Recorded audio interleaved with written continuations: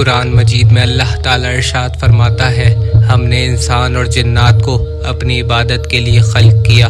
اس سے یہ واضح ہوتا ہے کہ اس دنیا میں انسانوں کے ساتھ ساتھ جنات بھی بستے ہیں۔ ایک مرتبہ رسول اللہ صلی اللہ علیہ وآلہ وسلم اپنے اصحاب کے ساتھ جنگ سکاسک سے واپس لوٹ رہے تھے کہ پیاس اور تشنہ لبی کا عالم تھا کہ اتنے میں آپ صلی اللہ علیہ وآلہ وسلم کا گزر ایک اجڑی ہوئی وادی سے ہوا۔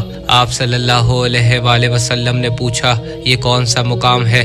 تو عمر ابن امیہ ضمیری نے کہا، اسے وادی کثیب ارزق کہتے ہیں، اور یہاں ایک کنواں ہے جس میں جنات رہتے ہیں، اور وہ کوئی معمولی جنات نہیں، یہ وہی جنات ہیں جنہوں نے نبی سلیمان کی اطاعت کرنے سے بھی انکار کر دیا تھا۔ وہ سلیمان نبی جن کی جناتوں تک پر حکومت تھی۔ آپ صلی اللہ علیہ وآلہ وسلم نے فرمایا، اگر ایسا ہے تو یہیں ٹھہر جاؤ۔ بس قافلہ ٹھہرا۔ آپ صلی اللہ علیہ وآلہ وسلم نے فرمایا، 10 آدمی جاؤ اور اس کنویں سے پانی لے آؤ۔ جب اصحاب کنویں کے قریب پہنچے تو ایک بہت بڑا عفریت کنویں سے برآمد ہوا، تو اس نے ایک زبردست آواز دی تو سارا جنگل آگ کا بن گیا اور زمین کانپنے لگی۔ سب اصحاب وہاں سے بھاگ نکلے، مگر ابو العاص پیچھے نہ ہٹے اور آگے بڑھ گئے۔ بس جیسے ہی آگے بڑھے تو جل کر راکھ ہو گئے کہ اتنے میں جبرائیل امین نازل ہوئے اور رسول اللہ سے کہا، اے اللہ کے نبی، اللہ کا حکم ہے کسی اور کو بھیجنے کے بجائے آپ علی کو بھیجیں۔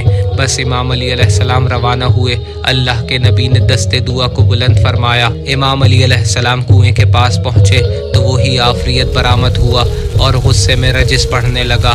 امام علی علیہ السلام نے فرمایا، میں علی ابن ابی طالب ہوں، میرا شہوہ، میرا عمل سرکشوں کی سرکوبی کرنا ہے۔ یہ سن کر وہ غصے میں آ گیا اور اس نے آپ علیہ السلام پر ایک کرتبی حملہ کیا۔ آپ علیہ السلام نے اس کا وار خالی جانے دیا اور جواب میں آپ نے اس کو ذوالفقار سے 2 ٹکڑے کر دیا۔ اس کے بعد آگ کے شعلے اور دھوئیں کے طوفان کنویں سے برآمد ہونے لگے، ہر طرف شور مچنے لگا اور بے شمار ڈراؤنی شکلیں سامنے آنے لگیں۔ پھر امام علی علیہ السلام نے چند آیتیں پڑھیں تو آگ بجھنے لگی، دھواں ہوا ہونے لگا۔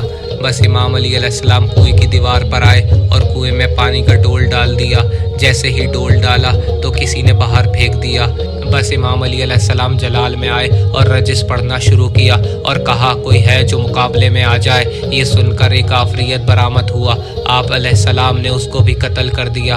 پھر پانی کا ڈول کنویں میں ڈالا، جیسے ہی ڈالا کسی نے پھر باہر پھینک دیا۔ عرض یہ کہ یہی عمل 3 مرتبہ ہوا۔ بالآخر آپ علیہ السلام نے اصحاب سے کہا، میں کمر میں رسی باندھ کر کنویں میں اترتا ہوں، تم رسی پکڑے رہنا۔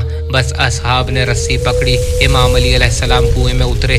تھوڑی ہی دیر گزری تھی کہ رسی کٹ گئی اور اصحاب اور امام علی کے درمیان رابطہ منقطع ہو گیا۔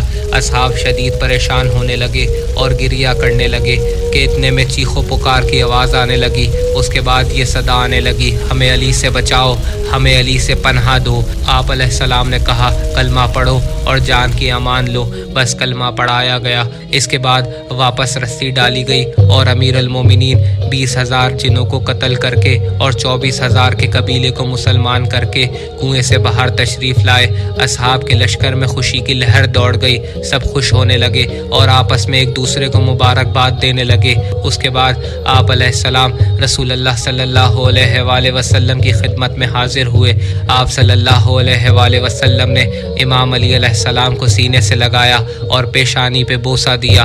اس کے بعد تمام لشکر کے ساتھ آپ صلی اللہ علیہ وآلہ وسلم ایک رات کے قیام کے بعد واپس مدینے روانہ ہو گئے۔